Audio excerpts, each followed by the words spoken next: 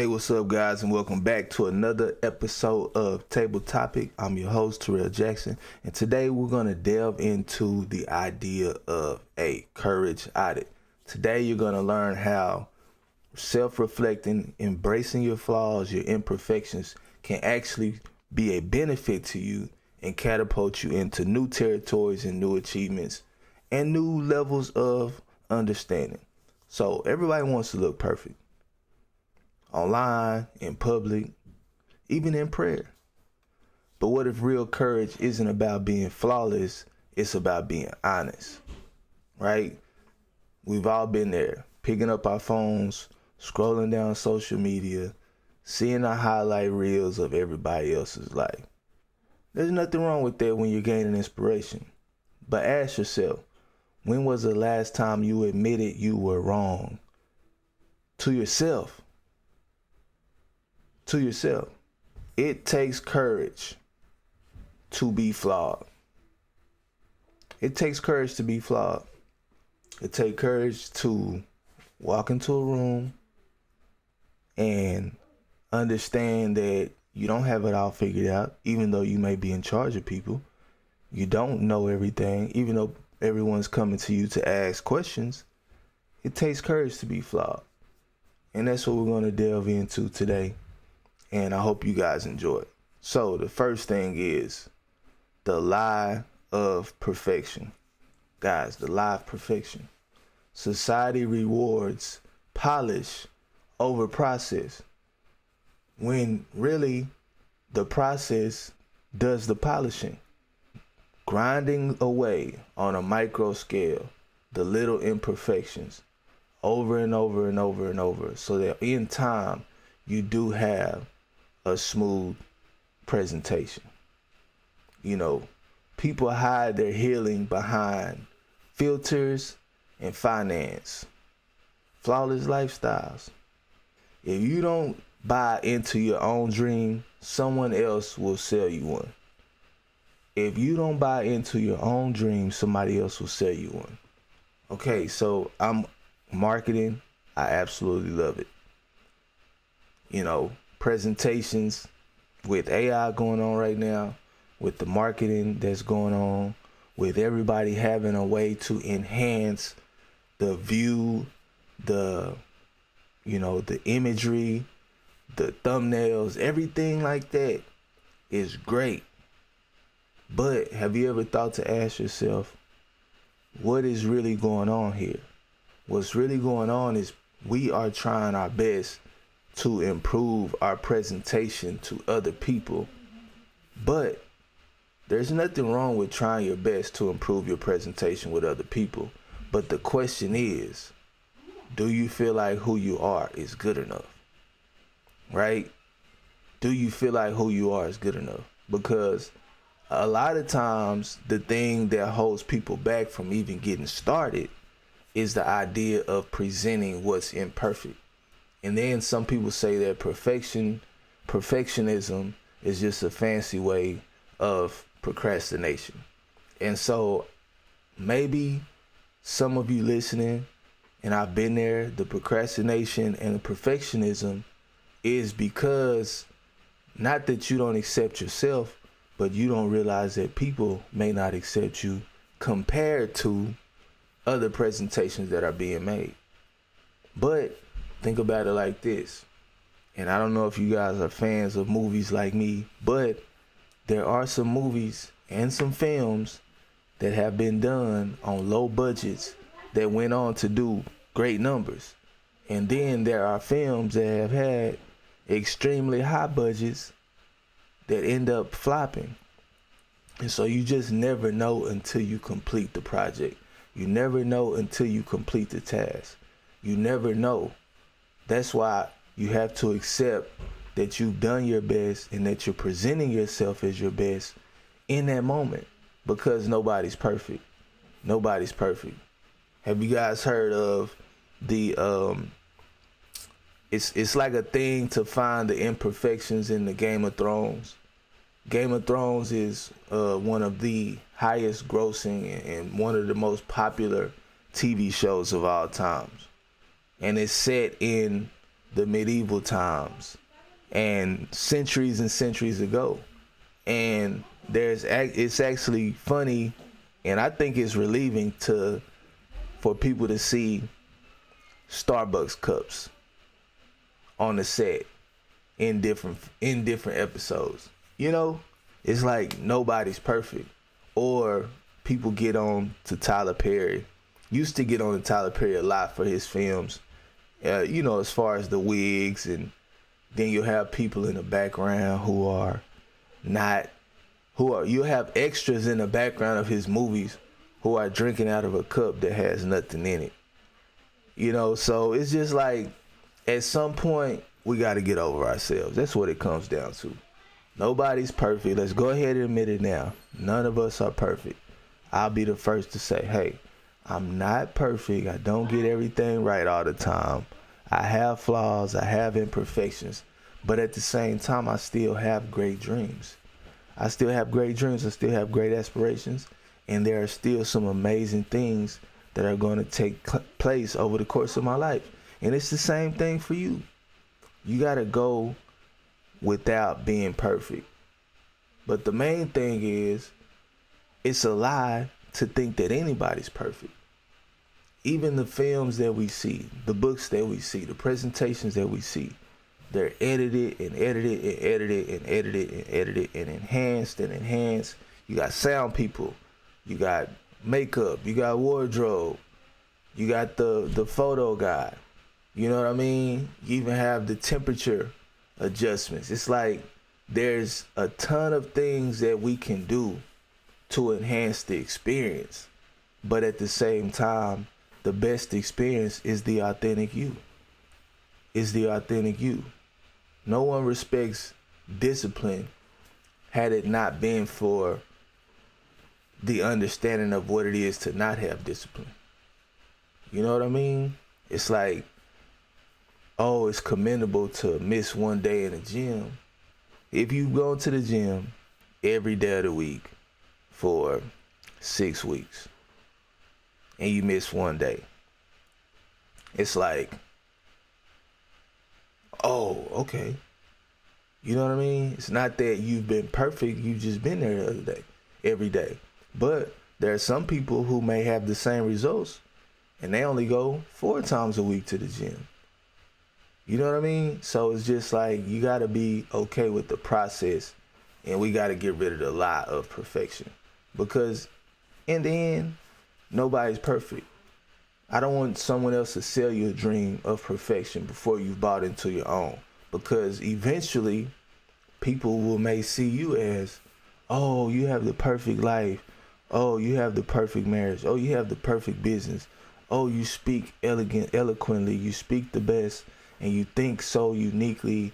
And I've seen it happen, guys. You know, I come in as a freshman and I don't know the plays. I'm messing up. You know, I'm going the wrong way. I'm not running the right route at the right time. It's like I don't know what to do. And it just seems like I'm all over the place.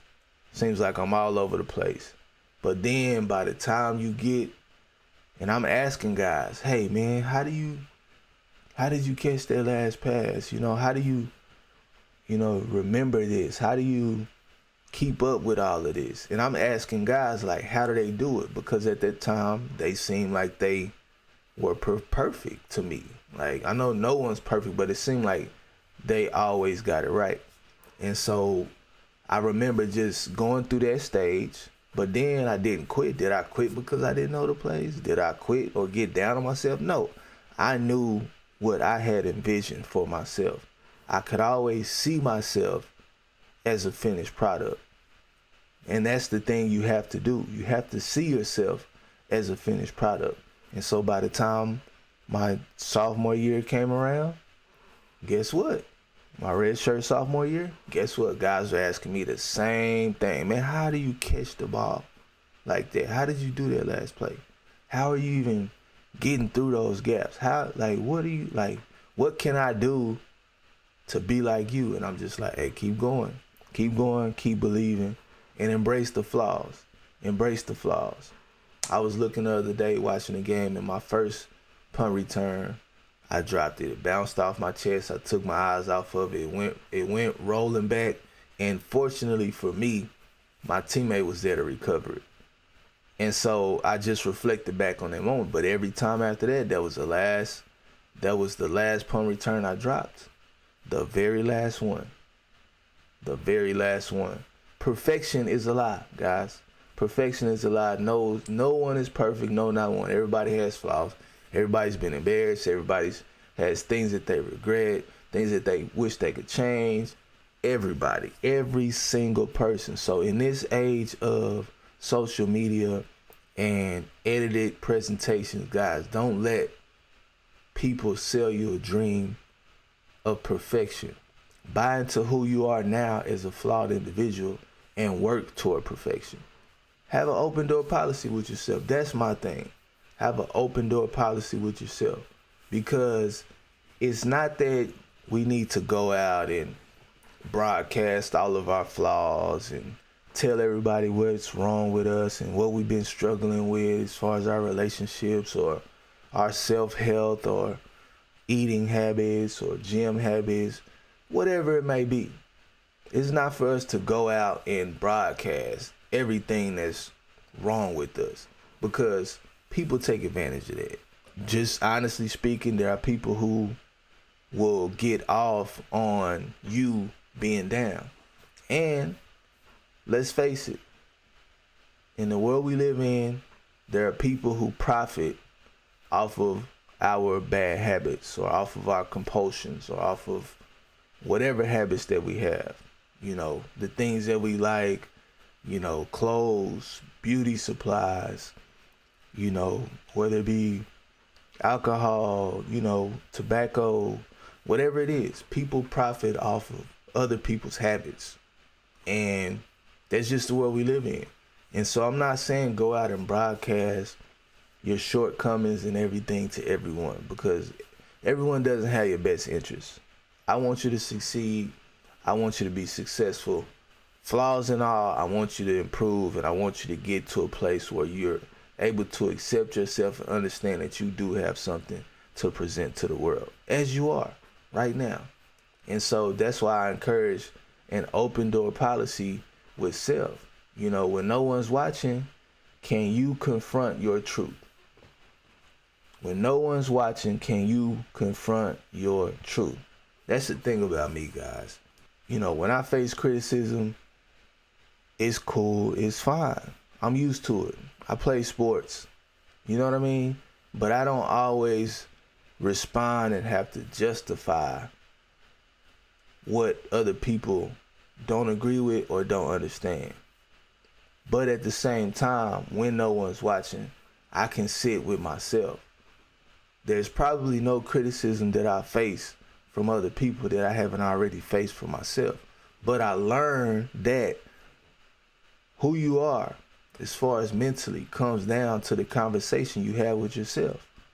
And if you never admit a flaw and you never admit a shortcoming, then you never admit that there can be some improvement. Because at the same time, just like when you start doing something new, when you're in training, the quicker these things come up that you don't know, the quicker you'll be able to put them in your memory and in your repertoire, so that when they do happen down the line, you've already faced that situation. So really, the quicker we come to ourselves and realize what we can work on, whether it be for the day, for the week, for the month, for the year, you know, for the next decade, the quicker we have the conversation with ourselves and the more honest we are about what we can improve on now, then the quicker we can begin to implement the solution and work toward progress. That's why when no one's watching, I ask you the question, can you confront your truth? It's okay not to go around explaining to everybody, you know what I mean? But at the end of the day, we can't lie to ourselves. We can't lie to ourselves. We can't not understand who we are. That's one thing we're all working on. It's not an overnight thing, guys. It's something that we're all constantly evolving and working towards. It's something that I can improve upon. It's something that you can improve upon. But it first starts with admitting You know what I mean? It first starts with admitting to self.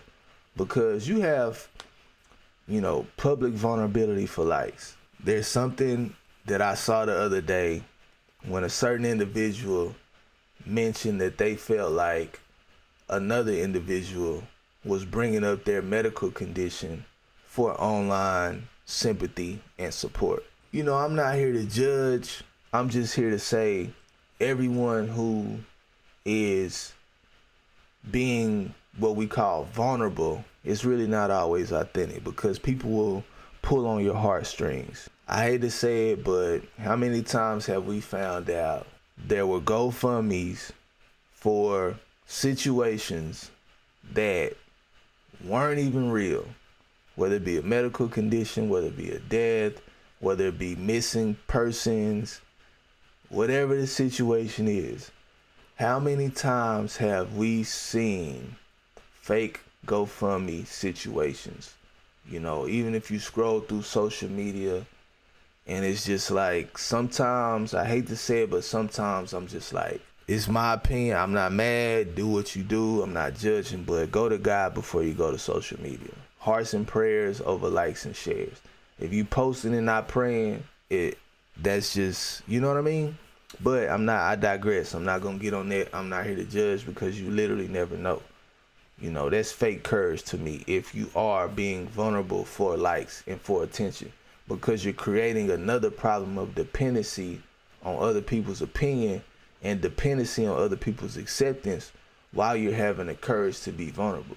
So you're burning down one house on the block while you're renovating another one. The neighborhood has went nowhere as a whole. You know what I mean? And so true courage is private accountability for growth. True courage is private accountability for growth. At one point, I was the person who would just hold other people to the standard that I held myself. I would hold other people to the standard that I held myself. I heard the Bible verse, treat other people how you want to be treated. So I'm going to treat other people how I want to be treated. Over time, I began to realize that I put a lot of pressure on myself. I've been blessed with certain talents other people don't have. I've been just able to immerse myself into the work of becoming who I want to become. I didn't really realize that sometimes the way that I communicated could come off maybe a little insensitive or basically too persistent. You know what I mean? I'm like a problem solver. I want to solve it. Let's talk about it. Let's go, let's get it done. But I realized that you can put situations in a direction that lose progress because certain people are like, listen, you got to understand, I'm myself, you're yourself. Don't do me like you would do yourself. And to me, that was like a wake-up call. It was like, wait, is that like a version of narcissism? You know what I'm saying? It's like, some people might call it that, or some people might say, well, wait, like, he's short-sighted. He thinks everyone thinks like him. And I'm like, whoa. And I'm becoming aware that something that I had thought with the best intentions may create toxic accountability from other people. And so I realized, like, let me step back. Let me set me to the side. Not till I met somebody who was like, hey, one time he was like, hey, you realize you become a man. He's like, one part of becoming a man is when you realize it's not about you.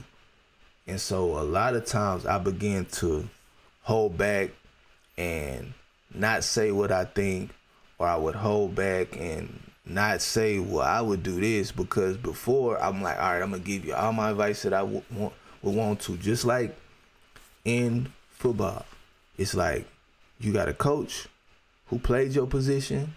He's coaching you to play the same position, and he knows that all the information that he has, you will want it. But life is not like that all the time. In life, somebody just might want to go attend the game. They don't want to play the game. You know what I mean? Or some people just might have had free tickets to the game and they just showing up to see what it's about. Some people, they just had nothing to do for the day. So it's like everybody's not coming to the table with your same aligned experiences and your same aligned goals. And so I had to step back and say less and not assume my advice is wanted. To do less unless we agree upon the end goal. And just to work on myself more so that if and when there is an opportunity to present what I know because somebody asks, then I can feel confident that what I have to say is absolutely needed. Because what you think, how you think, what you have to say is not respected and received by every person the same. It's different. But the goal as a flawed individual, as you admit what you're flawed to, as you be genuinely vulnerable, things like that, the goal is to one day get to the room and the place and the space to where everything you've been through, how you think, how you talk, what you have to bring to the table, what you have to offer is everything that somebody or a group of people has been waiting on and has needed. And the moment y'all get into the same room, it's just like magic. It's just like magic. I give the example of this. If I would just go in a random place, let's just say I go into library. And let's say I go into this library and there's 1,000 people in this library. And I'm having a conversation with someone. I say, you know, there are people who can run 100 yards in less than 10 seconds. That group of people may be like, well, you know, you might have a few people believe it. You might have a lot of people believe it. But how many will believe it for themselves? And you say, I can run the 100-yard dash in less than 10 seconds. And it's like, you might get mixed emotions, generally speaking. It's like some people be like, no way. You know what I mean? Some people I have to see it. You know what I mean? It's like you never know what the response is going to be. But if I take that same statement and I go into the locker room of the 100-yard dash finals, where everybody's in there, or the 100-yard dash relay, and I say, you know, there are people in this world that can run the 100-yard dash in less than 10 seconds. They'll be like, duh. You know what I mean? Like, duh. Like, is that all you came here for? So what I'm saying is the same thing that seems crazy in one conversation, in one environment, is absolutely understood in another environment. So what I'm saying is, don't try to mold yourself to every environment that you go into. Be yourself until you get into the environment that was meant for you. That's what an open door policy leads you to. That's what having true courage leads you to. And that's what I understood, is that I had a lot of conversations that other people wasn't athlete minded, other people wasn't entrepreneur minded, other people weren't like business thinking. And then you go to a conference and it's like, oh, okay, it's more like-minded people. Then you get into a group, then you get on a podcast, and then your podcast, you start an email. You know what I'm saying? Like, you guys will get it. You guys get it. That's why you're here. And I appreciate that. One of the things I realize is why we hide the fear of judgment, loss of control, and perfection as a coping mechanism. So it's like when you think that people hold the key to your destiny, in which some people may be in position to influence what you have going on, but when we overly emphasize what people might say, might do, might think, That's like, for me, this is what I understood. Until I made enough mistakes that I thought that I would never make, mistakes that I wanted to never make, and I let people down that I looked up to, and I may have not matched their expectations. Until I did that, I really didn't experience true freedom. Because what's for you is for you, and you don't need the people that you think you might need to get to where you're supposed to be in life. And it takes courage to understand that. And until you've actually, let me give a quick story. Like, you talk about imperfections on display. Okay, so I'm walking down, like my brother's getting married, and he has this big, nice, it's in the country, it's this nice venue. They got this beautiful set of stairs that goes up, and the area that we were hanging out in was upstairs. And down, as you go down the stairs is one of the main attractions, and then it's like the dining area, and everybody's sitting there in the dining area.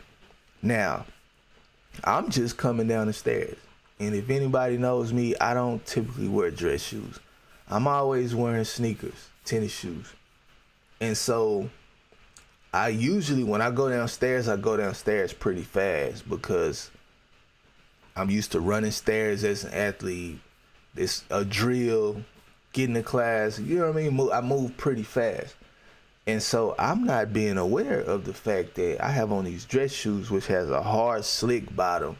These stairs are wooden. So I take my first step to go down the stairs. I tumble down the entire stairs in front of everybody at my brother's wedding. Bro. And before that, I'm like, man, I'm trying to, like, it's my brother's wedding. It's my brother's wedding. I'm trying to, make sure that we represent him well. His wife's family, this is our first interaction. I want them to be impressed. And I'm just like trying everything to try to make him look good and make him have a great experience, and, make him feel proud about where he comes from, and make the family of the people that he married into feel proud about who they're connecting to. I'm just like basically I'm like fear of judgment. You know what I'm saying? Like, for whatever reason, I was like, man, I don't want these people to think we don't know how to have class and we're not. You know what I mean? For whatever reason, that's what I was thinking. But I end up falling down the stairs in front of everybody. So what I learned that day is, like, what you're creating in your head as far as what you need is so different than what you'll actually need. And a lot of times what you need is just the right state of mind. Just the right state of mind. You know what I mean? Just the right state of mind. It's like, on the other side of it, me falling down the stairs lightened up the mood. You know what I mean? Everybody else who may have been thinking like that or may have been embarrassed, they didn't fall down the stairs that day. So, in many ways, I served as like a culprit to just relax. And that's why it's funny, that we had a conversation about embracing flaws, because the same thing that made me a great athlete is the same thing that made me fall down the stairs. Because I wasn't in the shoes that I normally wear. And so, I lost, fell down the stairs. And so that goes into another reason why, we hide behind perfection. We hide behind control, because who wants to put their lives, Who wants to put their reputation in someone else's hand who's a stranger, who may not even believe in them? You know what I mean? Who may not even believe in them. And I understand it. But listen, that's not the mentality we want to have. This podcast was meant for you.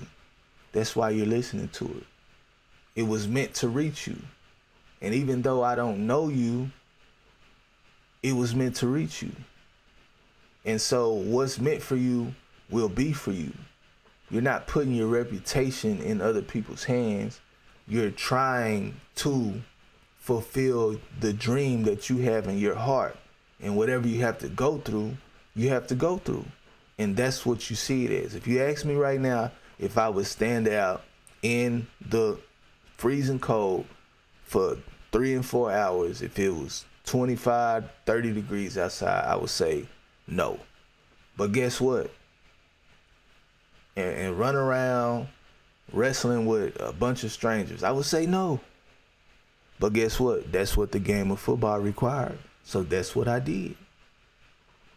So we have to give up the control of how we want it to happen, who we want it to go through, how we want to look, because the dream requires what it requires. Flaws and all, the dream requires what it requires. We're going to have some setbacks. We're not going to have control of some things. Nobody's going to be perfect. So we have to just learn to deal with the fact that everyone is flawed. So everybody you looking up to and everyone you're dealing with, you know, one great thing to ask them would be, how do you cope with your imperfections? And for me, how do I cope with my imperfections? I always tell myself, there's nobody that I'm dealing with that I will ever deal with that's perfect. So don't let not being perfect stop you from moving forward. Even God works his best through flawed vessels. And we can go down the line. Moses had a stuttering problem. Peter had a temper problem. You had liars, you had adulterers, you had murderers, you had, people that were drunk. You had all these flawed people who God himself used to do mighty works in the lands. So oftentimes, the Bible says his strength, he is made strong in our weakness. His strength is shown when we are weak. You know what I mean? For those who believe, like, if you never had a flaw, why would you need God? And I'm not saying God gives us flaws, but I'm saying God is there and knows our flaws and can still work with us and can still use us. That's one thing. Don't count yourself out because of your weakness. Count yourself closer to God due to your weakness, but you have to admit it. This is the tough part of the conversation, guys. People are, and I'm not saying that there are not reasons for all of these things, but you have cosmetics, you have beauty, you have ministry. We have all of these things to get rid of flaws. We have all of these things to get rid of flaws, and people monetize these things. And I'm just telling you guys, the more you're okay with not being perfect, the less likely you are to become a victim of someone who is selling an illusion. I know I don't buy into get rich quick schemes. And I know I'm not a multimillionaire right now. Right now. I'm on my way, but I'm not there yet. So it's more like that's one of the parts of this is a social part, me being a sociologist. This is basically what I'm saying. Hope is a product. Some people sell false hope in return for money, just for people to continue to the next scheme to try to get the same thing that they're lacking. Some things that we need in life cannot be purchased with money.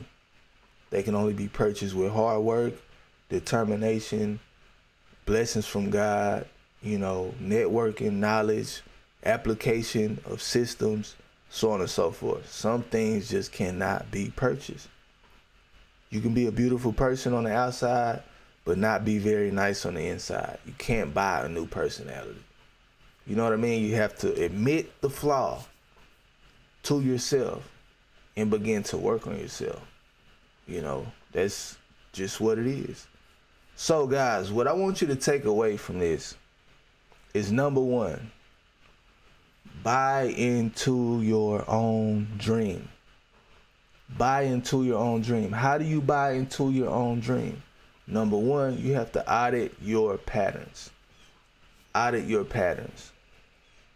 Daily habits create the trajectory of the lifestyle that we can grow into.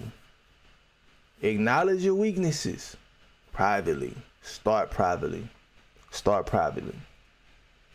Start privately. Hey guys, I need to go to bed a little bit earlier. I need to invest in myself. You know, I need to speak up sometimes, or I need to be quiet sometimes. I need to slow down. Whatever it is. And then redirect comparison into commitment. Redirect comparison into commitment. Instead of saying, I need this because this person had that, focus on what's within your reach and what will work for you. What will work for you. The other day I was on a live stream and somebody was like, you need to get rid of that mic. I threw that mic away because this and that. I'm like, that's cool, but this all I can afford right now, so this what I'm working with. This is my setup right now, and I appreciate it, and one day I'll look into it, but had I stopped using this mic and waited on extra funds, we might have missed 10 episodes. You see what I'm saying?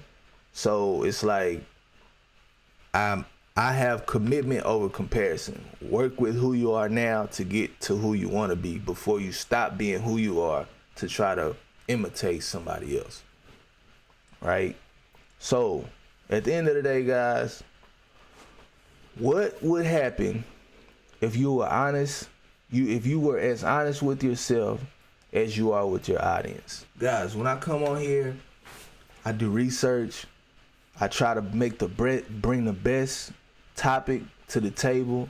I try to work with you guys in a way to where I improve your lives. I don't want to waste your time. I don't want to be a liar. I don't want to just not represent what I sit here as. And so a lot of us, if you're on this podcast, you're definitely some form of a leader. You're definitely some form of an outside the box thinker, and you definitely have influence.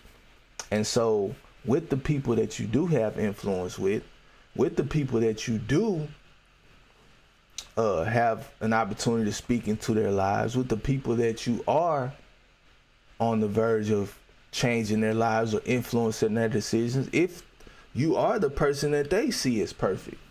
So what happens if we will be as honest with ourselves as we are with those people? You know, what would happen? What would happen? You know. So, with that being said, man, if this hit home, guys, share this with someone. Share this with someone you think that needs to hear it. You know, follow the Table Topic Podcast for real conversations that protect, build, and restore. And guys, like I said, each week I'm working on putting together our email list. As soon as I find the right platform, I'm putting together our email list. So go follow us and listen on Spotify. Go subscribe and like to YouTube, guys. And email me if you need anything. And until next time, this is Terrell Jackson on the Table Topic Podcast. Y'all be cool, be blessed, and peace.